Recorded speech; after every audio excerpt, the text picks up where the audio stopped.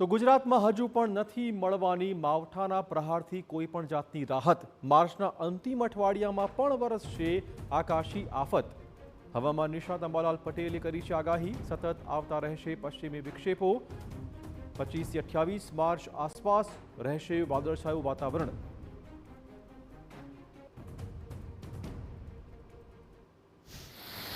એમાં ધીરે ધીરે વાદળો આવશે. તારીખ 21-22માં 25 વિક્ષેપ આવી રહ્યો છે, એટલે તારીખ 22ની આસપાસ 21-22ની આસપાસ વાદળો આવે. ત્યારબાદ લગભગ 25 થી 28 તારીખમાં આસપાસ એક 25 વિક્ષેપ આવે છે.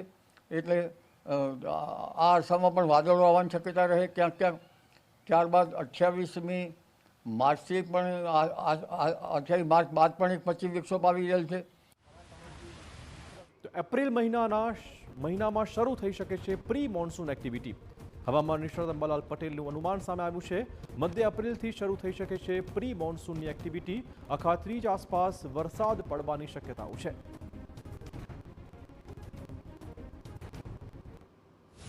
એટલે એપ્રિલની શરૂઆતમાં તો ગરમી પુનઃ 40-41 ડિગ્રી સેલ્સિયસ થવાની શક્યતા રહે, તો ફરી પાછું 25 વિક્ષેપની અસર થાય અને ગરમીના કારણે વરસાદ આવવાની શક્યતા રહે. એટલે 10મી એપ્રિલથી 20મી એપ્રિલ વચ્ચે હવામાનમાં પલટો આવે અને ગરમીના કારણે પ્રી મોન્સૂન એક્ટિવિટીના કારણે રાજ્યના ભાગમાં હવામાન પલટાઈ શકે અને ક્યાંક ક્યાંક કોઈ ભાગમાં પ્રી મોન્સૂન એક્ટિવિટીનો વરસાદ થવાની શક્યતા રહે. ત્યારબાદ જોવા જઈએ તો લગભગ અખાત્રીજ આસપાસ પણ હવામાનમાં પલટો આવી શકે અને ક્યાંક ક્યાંક વરસાદ થવાની શક્યતા રહી શકે.